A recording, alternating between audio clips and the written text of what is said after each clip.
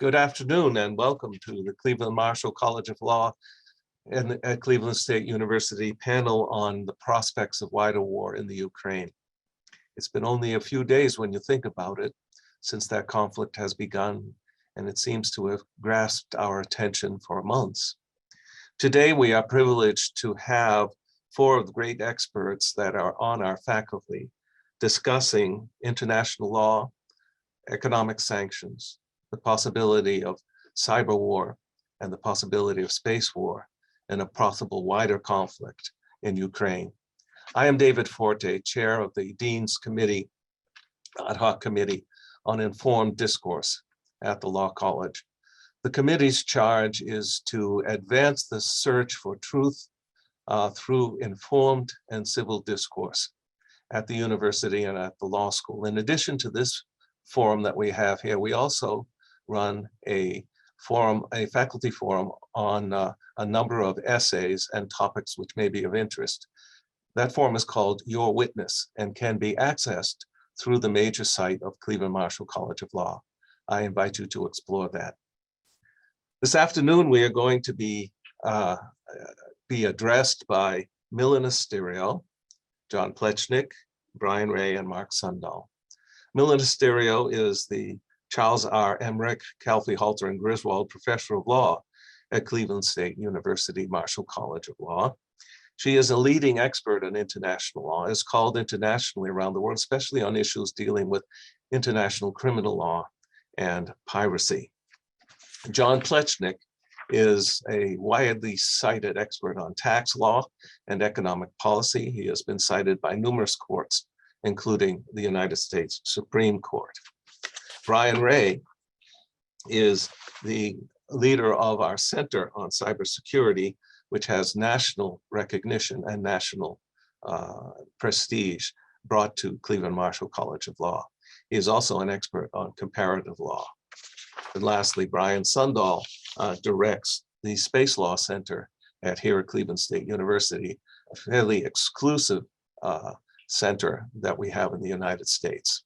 So now I think before we spend much more money, much more time on these introductions, which could go on for a long time because of the expertise of these people, we shall now begin with Milan Asterio.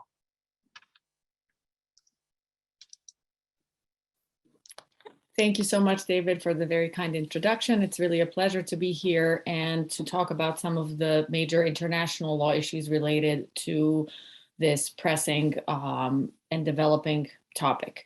So give me literally just 1 second so that I can share my screen with you and just show a few slides to accompany my presentation.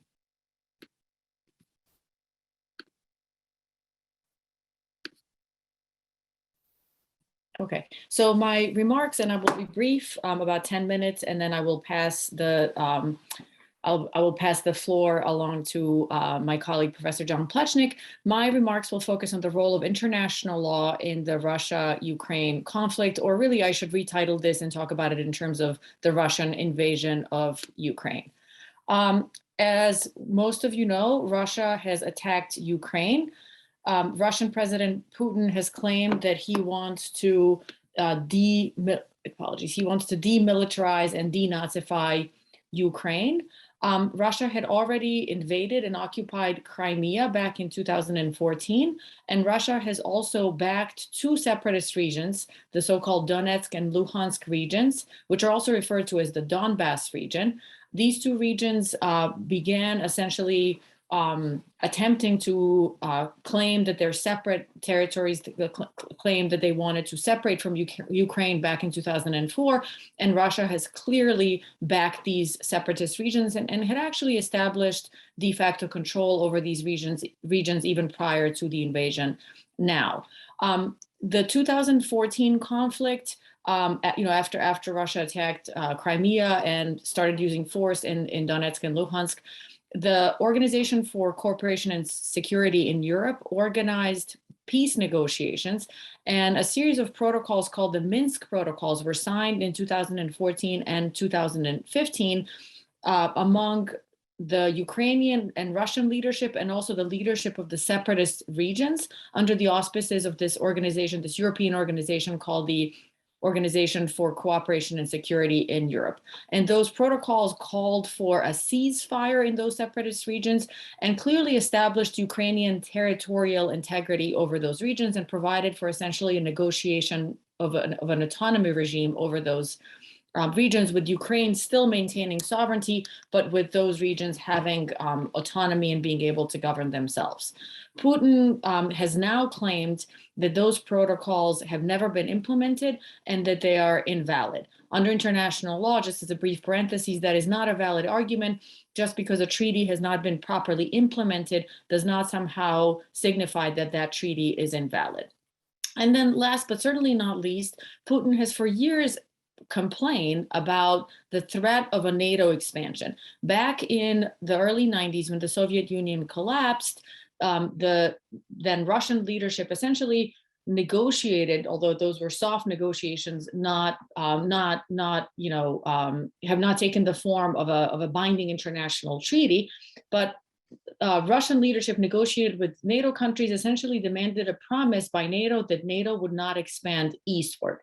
NATO has expanded to the east, and so by now, several countries that used to be under Soviet control are now members of NATO. And here you could talk about Poland and Bulgaria and Romania and the Czech Republic, the Baltic states, Estonia, Lithuania, and Latvia. And where Putin drew a red line was with respect to Georgia and Ukraine.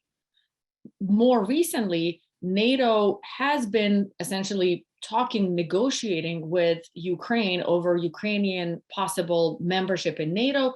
And many folks think that this is what directly prompted Putin's invasion of Ukraine now, where Putin basically drew a red line and said, this is not going to happen. Now, what are some major international law issues related to the conflict? The major issue is use of force. Article 2.4 of the United Nations Charter clearly says that all members of the United Nations shall refrain from the threat or use of force against the territorial integrity or political independence of any states. The use of force principle or prohibition is also a customary norm of international law, and also what we call a jus cogens norm, which means that it is truly a superior, fundamental, sacred norm of international law that really does not allow for any derogations. There are only two exceptions to this under international law. So when can states use force? One, if they have the approval of the United Nations Security Council. And in this instance, this is a big problem because Russia, as some of you might know, has permanent membership on the Security Council, which means that Russia has veto power over any Security Council resolution. So the UN Security Council is clearly going to be deadlocked over this issue, and the UN Security Council is not going to be able to authorize any type of a collective use of force against Russia. The other exception to the prohibition on the use of force in international law is self-defense.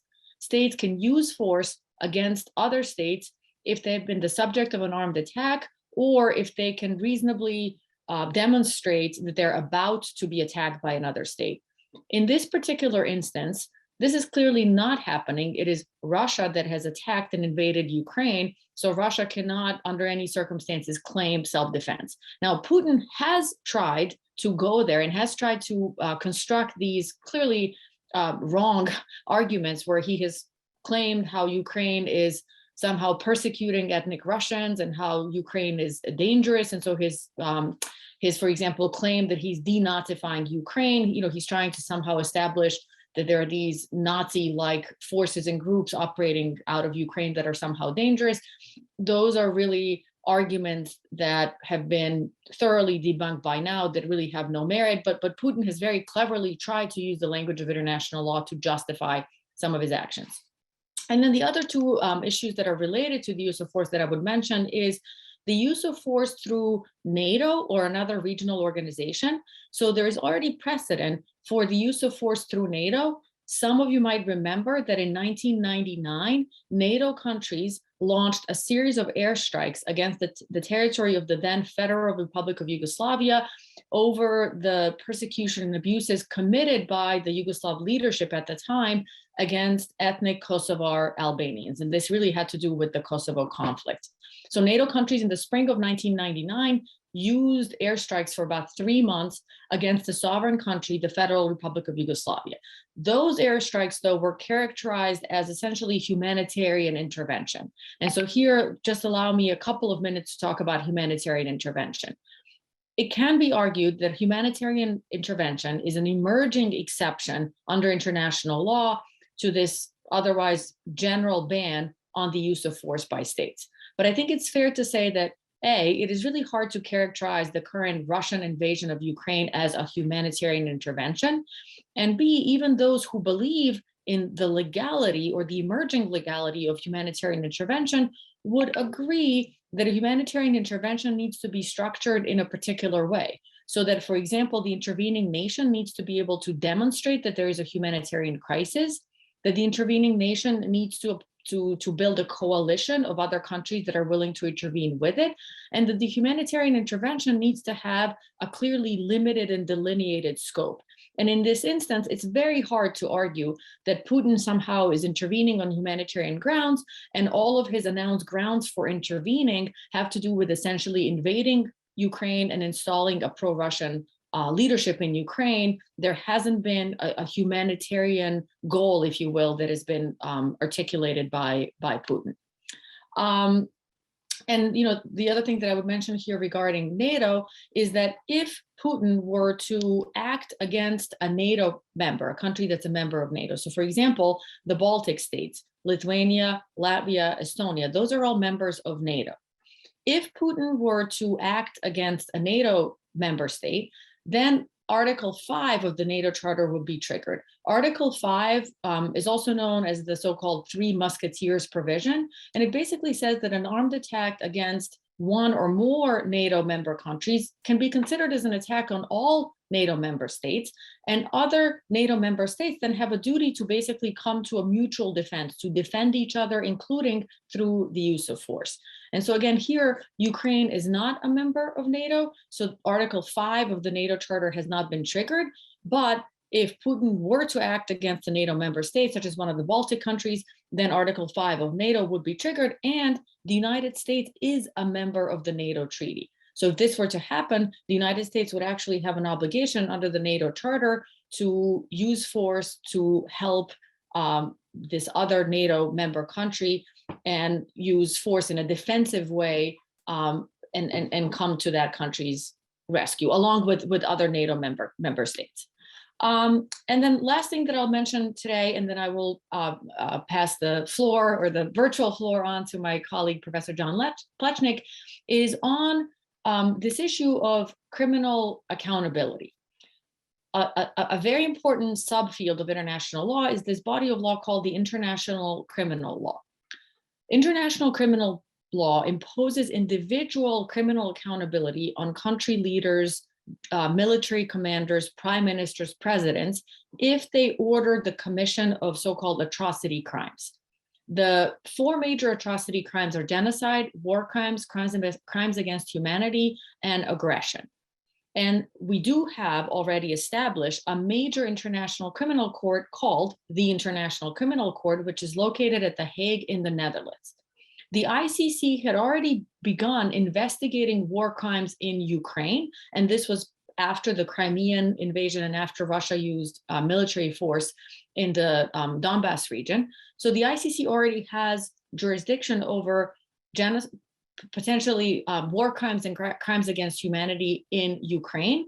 The prior ICC prosecutor has already opened an investigation and closed a preliminary investigation while concluding that there's reasonable basis to believe that war crimes or crimes against humanity had been committed in Ukraine.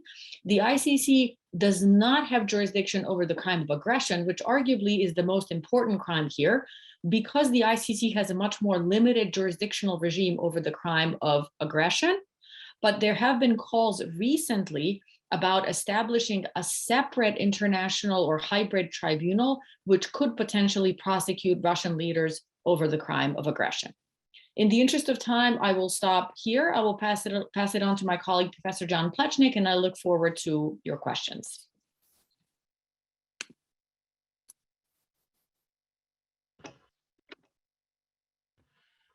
Hello, hello.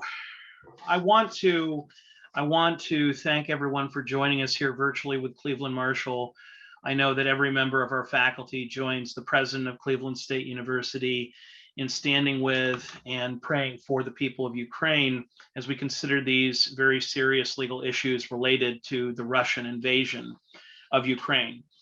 We talked about the use of force and the, to date, inability to trigger Article 5 of NATO. And while military force has not been used by NATO countries such as the United States, there have been very significant financial sanctions that have already been triggered starting on February 21st and 22nd and significantly escalated on February 24th. But I do think it's important, by way of historical background, to note that these financial sanctions actually date back to 2014. Professor Stereo referenced the invasion of Crimea and that region. So there actually were more targeted, less serious financial sanctions going back to Crimea in 2014, mostly export restrictions, targeted industries such as military and technology, and sectoral sanctions, which refer to sanctions that only affect a certain geographic region, as opposed to identifying all of Russia or major entities therein as targeted persons or entities. So there's been a long history of financial sanctions against Russia dating back to Crimea in 2014, but those escalated significantly in February of this year. So I want to give a sense of what sanctions we're talking about. It was noted by our esteemed Professor Forte that I am a tax specialist, so it's no accident that we're talking about financial sanctions that are largely the domain of the Office of Foreign Assets Control, or OFAC, which is an agency within the US Department of Treasury. So maybe it's true that the IRS, the tax man, is indeed the most fearsome international actor.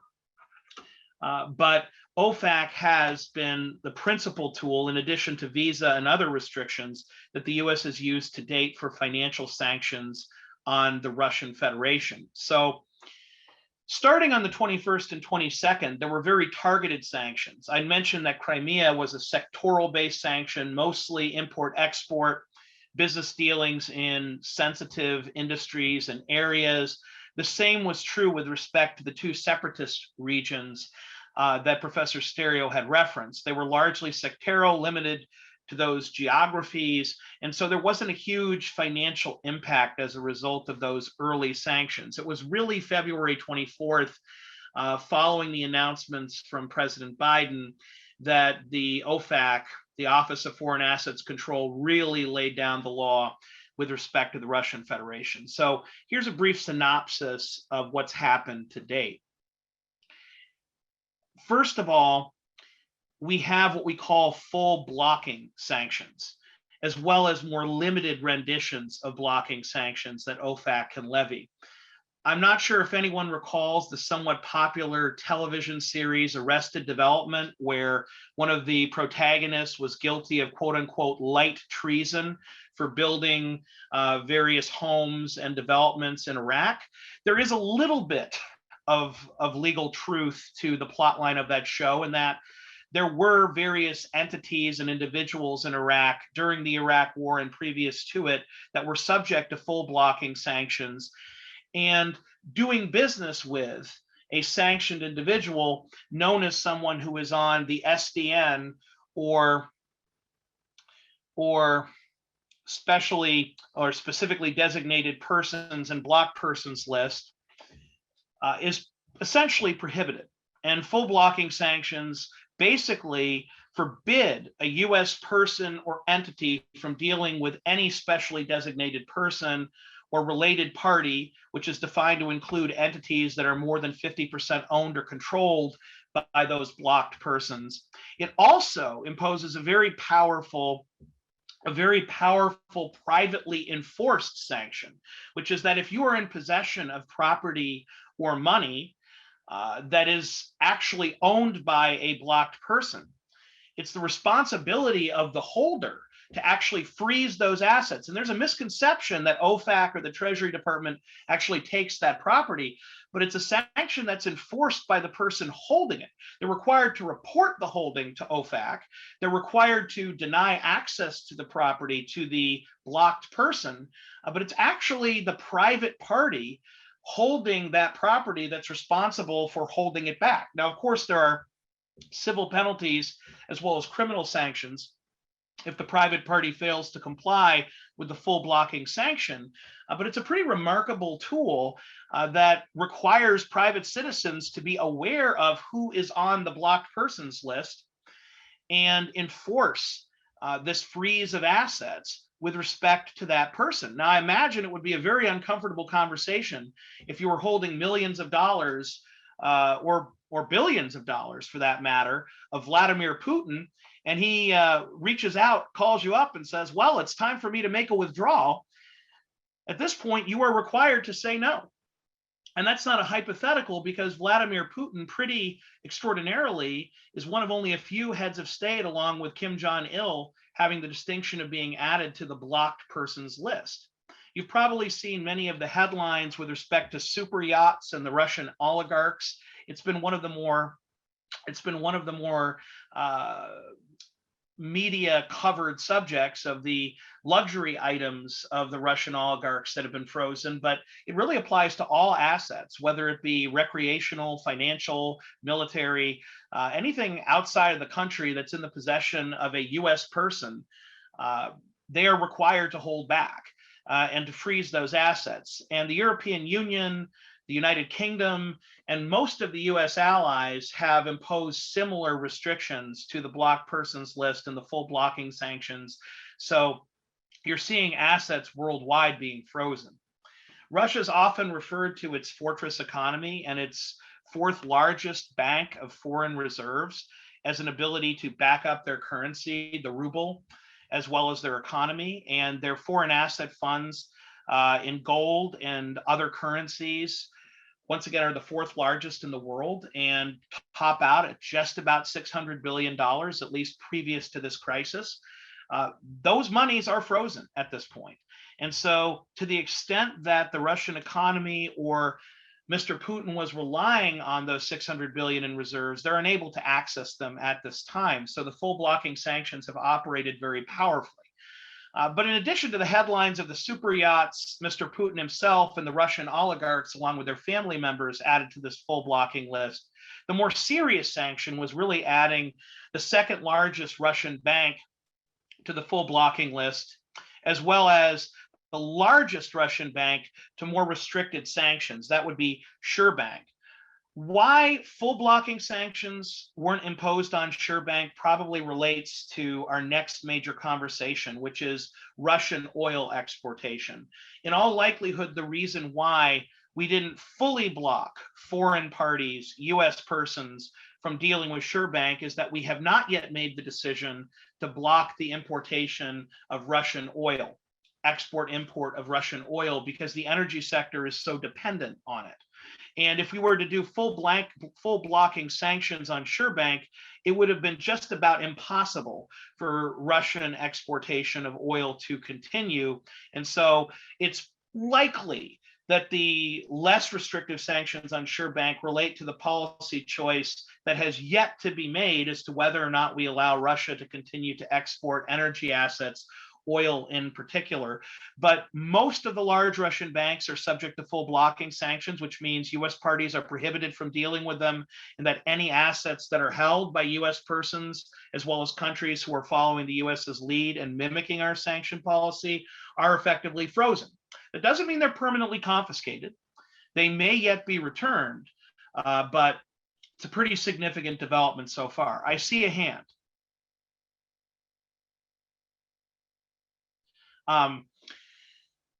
So to that point, you probably have noticed that for the past 4 weeks, the stock market has fallen.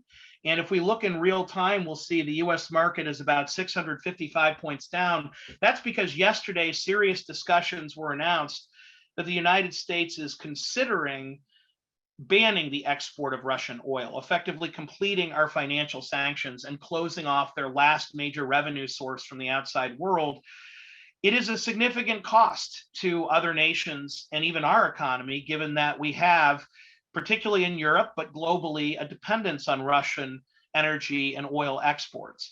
But we're seeing this drop in the stock market largely because there is a pretty significant chance that we will ban the importation of Russian oil. With that, we're just about out of time on my end, so I want to introduce Professor Brian Ray. Thanks, John, and thanks, David, for organizing this and all the great work that you're doing for public outreach. I'm gonna talk really briefly about what I've titled the cyber war and net war related to the Ukraine invasion. And let me pull up some slides that I quickly put together. And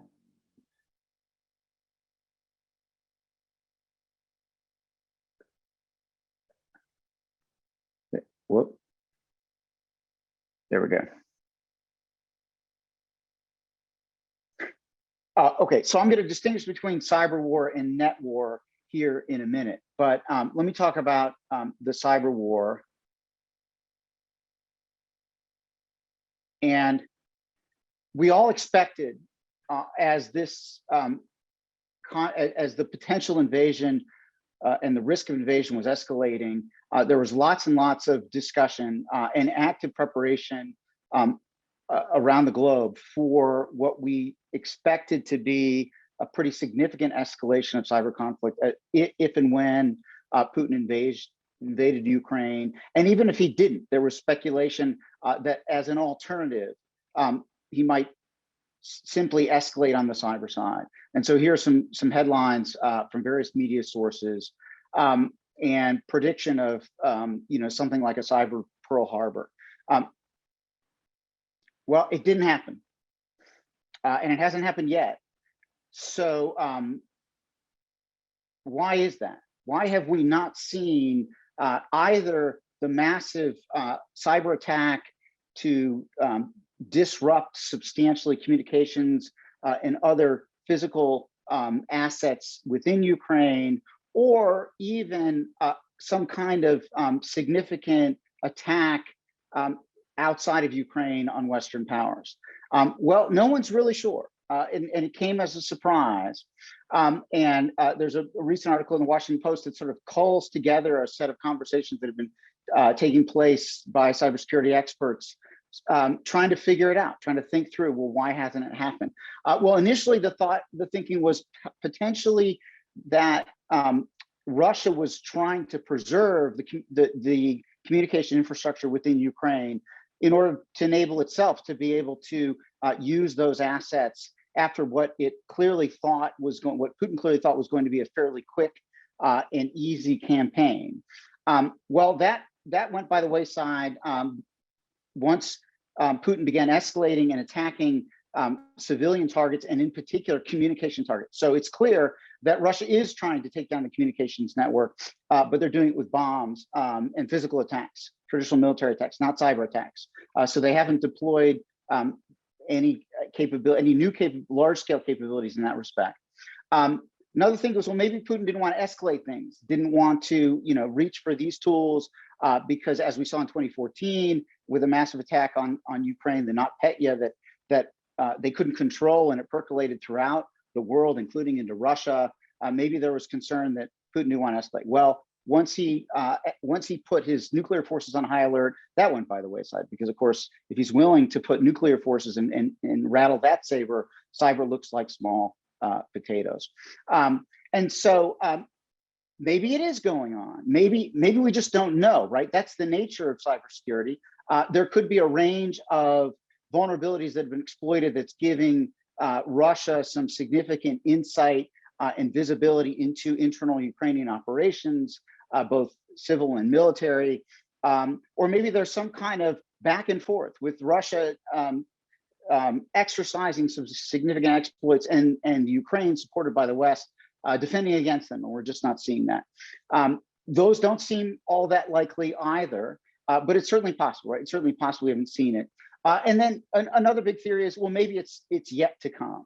Maybe Putin is keeping this powder dry and will plan to, either within Ukraine or more broadly against the West, begin to attack us more. But at least so far, we haven't seen it. And then another explanation is look, Putin's been doing this for a very long time. There's been a sustained cybersecurity war against Ukraine dating back at least to 2014.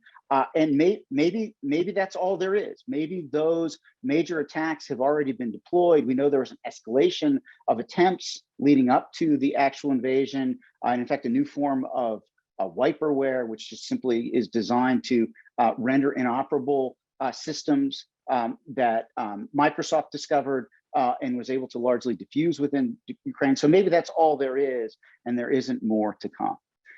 But we don't know, and at least so far, it's been a surprising story that has emerged on the cybersecurity side. So should we just sit back and relax and not worry about it? Well, no.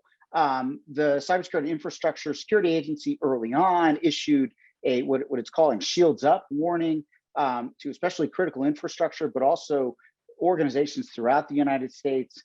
Basically, you need to be on even higher alert than you've been in the past. 2021 featured a substantial escalation in ransomware, which one analysis suggests was 3/4 of which was driven by Russian agents, both criminal gangs that are relatively closely connected to the nation state activities, and certainly that there's substantial communication between the gangs and the Russian government. And so we know Russia has lots of operations, and there's every reason to expect that those are intensifying, and that we need to be ready sort of generically for the same kinds of attacks that have been escalating and intensifying before. These are not insignificant, but they don't rise to the level of what most experts define as cyber war. And by cyber war, typically we mean actual attacks on substantial critical infrastructure designed to cause damage and disruption beyond that doesn't have a specific economic motive, and that really is designed to hit a nation as a nation and to create strategic advantages in a kind of war mindset, as opposed to just the run of the mine, still significant, still major cyber attacks that we've seen and have continued to see and escalate really over the last decade. So we're not out of the woods yet, but at least on the direct cyber war side, we just haven't seen what many folks expected us to see. So what have we seen? Well, on both the Russian side, several cyber criminal gangs have announced that they are going on the offensive and they are going to escalate their attacks. And then pro-Ukrainian groups, including Anonymous, which is a longstanding hacker group, have been very vocal, very active, and in doing kind of low-level attacks that create some disruption, but again, arguably don't rise to the level of cyber warfare. So Anonymous here announcing and showing purported evidence that they had taken down, at least temporarily, a significant number of Russian government websites. Anonymous trolling Vladimir Putin by purportedly renaming his yacht, as you can read, FCKPTN, and a variety of other attacks, defacing websites, what we call DDoS attacks, denial of service attacks, where essentially just send a whole bunch of massive amount of traffic to specific websites to try to take them down. And these have been happening on both sides, and certainly been an escalation of it. And one interesting phenomenon to observe here, especially the anonymous sort of aggregation and Ukrainian government calling for this kind of activity. This is clearly illegal. If you're operating within a Western country, you are violating the law by doing these things. And so it raises some interesting legal questions but there's clearly, a kind of both patriotic within Ukraine and support for Ukraine sensibility around organizing and deploying these attacks, and certainly not a very high likelihood that they're going to be prosecuted anytime soon. Okay, now that's the cyber war side. On the net war side, here we've seen a lot more activity. And here again, surprisingly, and by net war, this is not my own term, The Atlantic had a recent article where they argued we should revive this old term to talk about the disinformation, the information warfare. So not cyber attacks directly, not trying to infiltrate or take down systems, but trying to win the war of information on the West side and on Ukraine side by trying to get information out, trying to show what's happening inside the country, trying to rally support both from the world and within Russia. And on the Russian side, trying to restrict information, trying to spread disinformation, and trying to spread their narrative that this isn't really a war, that this is justified for various reasons. And so here's an example from the Ukrainian official website. They've been very active and very successful on a range of social media. This is from Twitter, sorry.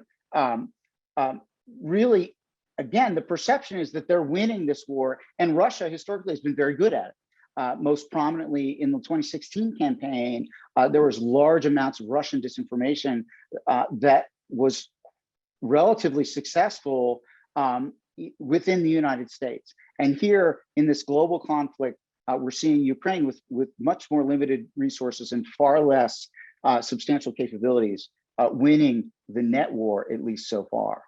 And here's another example from the Ukrainian Twitter site highlighting, warning people the kinds of disinformation activities that the Russian government is trying to do. And then most recently, we're seeing Russia internally clamp down really substantially in unprecedented ways on the kinds of information that both internal media sources, almost all independent media has really functionally shut down. And very recently, they passed a new law that gives much broader powers and imposes even broader criminal penalties for spreading what is termed disinformation, but really is accurate information about what's going on. Okay, so with that, I'm going to stop and pass the baton to Mark Sundahl.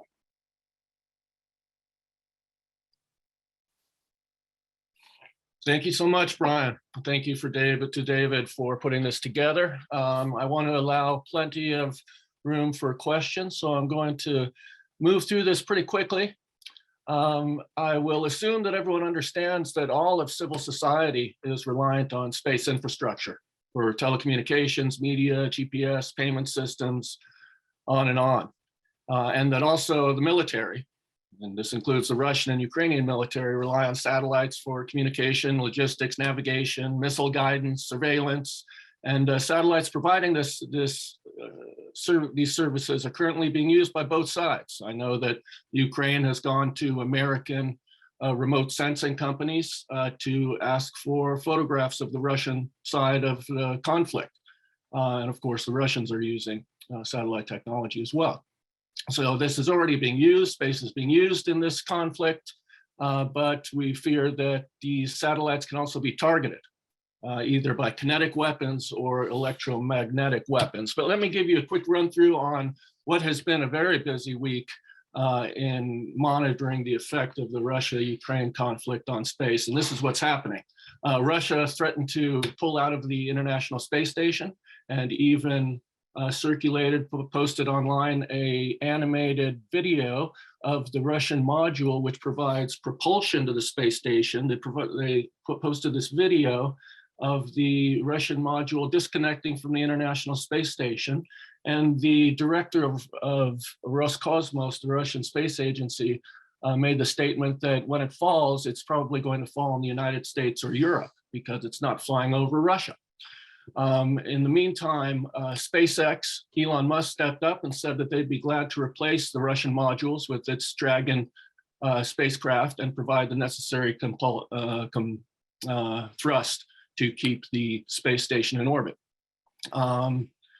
Commercial impact, Elon Musk, again in the news from SpaceX. He activated the Starlink system, which is a mega constellation providing broadband internet. He activated it for free over the Ukraine and is shipping receivers out to provide the Ukrainians with internet service. Sanctions, of course, as Professor Plechnik said, have been enacted to specifically degrade the Russian aerospace capability. There was also happens to be the competitor to Elon Musk's Starlink mega constellation, OneWeb, which is also a huge constellation, thousands of satellites to provide internet connections. They had just delivered satellites to Russia to launch for them out of a Russian spaceport, or actually Kazakhstan. Russia has refused to launch them unless the UK, which owns a large share of the company, makes a promise that they will not be used by the military, which the UK refuses to do. And so apparently Russia has seized these satellites, and OneWeb has canceled all launch arrangements with Russia. Let's see, now the fear of a greater conflict, of a violent conflict in space, or the fear that somehow the space dimension of the conflict could draw other countries, could harm other countries and draw them into the conflict, comes from this, that it's possible that Russia may try to degrade the space capabilities of the Ukraine by taking down with a missile a satellite, whether owned by the Ukraine or the Ukraine simply leases transponders on a privately held satellite, but Russia could target a satellite. The problem with that is that satellite footprints do not follow political borders. And if a satellite is destroyed, it's going to harm the interest not only of the Ukraine, but possibly other European countries that are being served by that satellite. So there we have a possibility of drawing another country into the conflict. And then most devastatingly, if Russia does take this route and uses a kinetic weapon, a missile to blow up a satellite, it could create a massive cloud of debris, which could then hit other satellites operated by other countries, and therefore it could be seen as an act of aggression. And so those are the fears that the space community have. And what makes it worse is that only last November, Russia conducted an anti-satellite test with the missile. So they have demonstrated to the world that they're perfectly capable of doing it. And let's hope they don't do that in this conflict. Finally, I would say, just to cap this with a more abstract contemplation on the development of the militarization of space, I've always seen space as a laboratory of peace, a place where we all work together. And I had developed or created a variation on the McDonald's theory of war, which is the ISS, the International Space Station theory of warfare, that no two members of that project have ever gone to war. And I would hate to see that rule broken. So that will end my comments on the space aspect of the Russian conflict. And at this point, I have the honor of inviting the public to join in and ask some questions of all the panelists. Thank you very, very much, my colleagues. As you can see, the quality of presentations here equal or exceed anything you could achieve or find on national television. We have a couple of questions that I think are very pointed. One for Professor Plechnik. Question is, to the extent that the sanctions against Russia are effective, what kind of rebound effect will it have on our economy? And can we wind up hurting ourselves more than hurting Russia? Well, Professor Forte, I think therein lies the reticence of blocking the importation of Russian oil to both Europe and ultimately to the United States. And the answer comes down to whether we have energy independence and other sources. I'll leave it to environmental scholars and energy scholars to say what the alternative should be. But we briefly had energy independence over the last 4 or 5 years. But in the last couple of years, we started to have more dependence on Russian oil, and the world economy, Europe in particular, but the United States to some extent, is reliant on it. So that's where the biggest impact is going to be. Russia's economy is nowhere near the size of the United States' economy or China's, but they are a major energy producer. And so that's why you see almost full sanctions on Russia, but the reticence to go after the energy sector, because that's where our economy and Europe's economy are still very tightly tied to Russia's. Great, thank you very much. Professor Stereo, one of the elements of publicity that Ukraine has been showing are Russian soldiers being brought before cameras and displaying how they disliked the war and how they were surprised at the war. Some people feel this is a kind of a bad memory of what North Korea used to do to our soldiers and so forth. Is that not contrary to international law also to put on display captured soldiers? Yes, thank you for the question. So the Geneva Conventions and then the additional protocols to the Geneva Conventions clearly impose on states that are members of those conventions the duty to care for POWs and also the duty to respect POWs. And so parading wounded soldiers is definitely a violation of the Geneva Conventions, and in particular, a violation of Additional Protocol 1, which applies to international armed conflicts. The relevant question then, though, is that a war crime? And there, the answer is a lot more nuanced, because unfortunately, not all violations of the Geneva Conventions and the additional protocols give rise to war crimes. Only the most serious, grave violations of those conventions give rise to war crimes. And so, yes, it is a clear violation, but it is not necessarily a war crime. Thanks, that clears that up. I appreciate that. Professor Ray, we've seen, and Professor Stereo pointed this out, the revivification of NATO as a defense alliance in the face of Russian aggression, something that we hadn't expected before this time. To what extent does the international Western allies have integrated their responses to threats from internet warfare and from cyber warfare? Do you know? I don't, is the short answer. I mean, so under the Biden administration, what we have seen is a sort of two related points. One, a public sharing of intelligence, including intelligence around disinformation, potential disinformation campaigns prior to the invasion. There were several prominent sharing of scenarios, intelligence around sort of false flag operations that our intelligence operations had uncovered.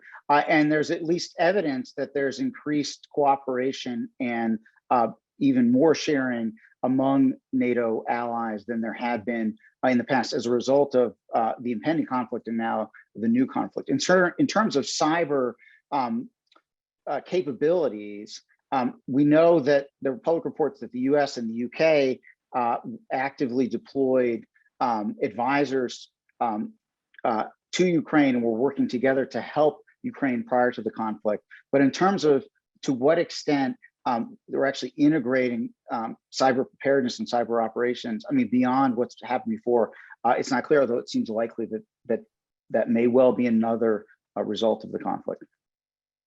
And that leads me into a question for Professor Sundahl along the same lines. The United States, with some fanfare, established another element of our armed forces a year or two ago called Space Force. Do you know to what extent the Space Force is involved in this potential threat of an actual shooting war in space? Very hard to say. It's a great question. These are absolutely cutting edge issues that we have no precedent for. The Space Force was just formed. What exactly are their operations? It's not like Star Wars with a fly into orbit on X-wing fighters. However, there are maneuverable space plane-like orbital vehicles, probably maintained by both Russia and the United States. And a number of countries have the ability to destroy satellites. So certainly surveillance is the major part of what the Space Force is doing at this point. And just to follow up, if in fact Russia does attempt in a desperate measure, for example, instead of saber rattling about atomic weapons, to do something in space, what do you think the response, a practical response of the West could be to that? Another great question. There's an eye for an eye would be the destruction of a Russian satellite, but the problem with these kinetic weapons is that they harm everyone. It makes space unusable ultimately. And so to respond with a kinetic test or kinetic attack would be, I think, detrimental to all. So it would have to take some other form. Electromagnetic attacks are possible. We could decommission a satellite without blowing it up.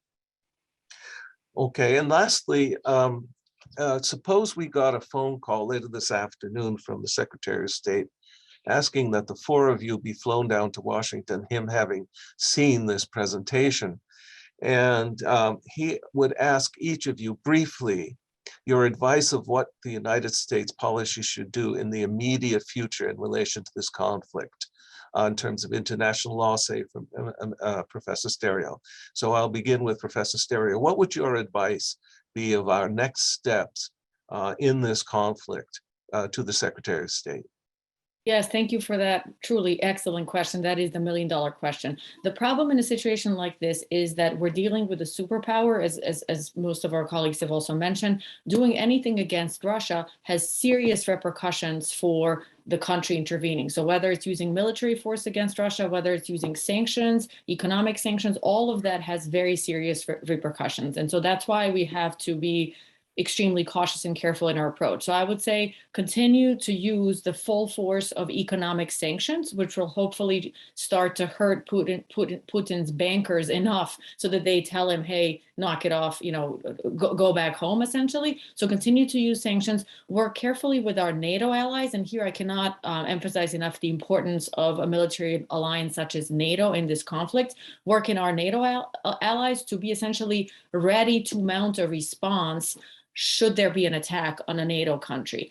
And then honestly hope that Russia doesn't resort to the use of nuclear weapons, because as Professor Sandel also just mentioned, that would just be truly devastating. And then the Secretary of State turns to Professor Plechnik and asks, do you agree with Professor Stereo, or do you think we can do something more on the economic front? You're muted, Professor. I absolutely agree with Professor Stereo, but to sustain those financial sanctions and to allow our allies to sustain those financial sanctions, we have to have greater energy independence. Things like the Keystone Pipeline, other sources of oil and gas, we're going to have to provide those. We can't expect our allies in Europe to back us up if they don't have alternative sources of energy. So we're going to have to make it easier for our side of the force to maintain those sanctions in the long term. Professor Ray, what should we do on the cyber front? Nothing really untoward has happened yet. Should we beef up our ability to counterpunch if something does happen? So we have some of the most sophisticated capabilities in the world, and the same message that Milena gave applies in the cyber context. We don't want to escalate, and so and we'd have to carefully calibrate responses. If there were a major attack within Ukraine, it seems unlikely that we would counterattack with a major attack in Russia for the same reasons that we're not imposing a no-fly zone or escalating our own physical military conflict. So we're still in a wait-and-see approach. I'm confident that our cyber spooks are doing lots of things behind the scenes that we don't know about. And so, as I mentioned before, experts are speculating maybe there is a whole cyber war going on that we're not seeing the effects of. But not escalating is absolutely the key in this, or escalating, carefully calibrating the escalation is key in this conflict on all dimensions. Thank you, Professor Ray. Professor Sandel. what advice would you give? Because I detect a very great bias and a justifiable bias on trying to keep space out of the conflict area altogether. What would you advise the Secretary of State to try to pursue that objective? I would ask the Secretary of State to make clear to Russia that a kinetic anti-satellite attack is off the table. It's too unpredictable, totally reckless. It could, for example, destroy the International Space Station. It could lead to a broadening of the war. And then at the same time, I think the United States should reinforce the idea, this long, hard-fought idea that space is a laboratory of peace. And we've always managed to work together during the Cold War even. And we want to continue that. And so I think the world needs to be reminded of that as well. Correct. And I've been corrected. I think I've been corrected. It may be one of us of mislabeling Ukraine as the Ukraine, and I apologize if we did so. I want to appropriately name that country as it is. Well, thank you very much for all of you who participated in this panel. It has been a marvelous educational experience for me, and I hope for the dozens and dozens of people who have watched. With that, I bid you good afternoon, and I hope you have a wonderful day. Thanks, Dave.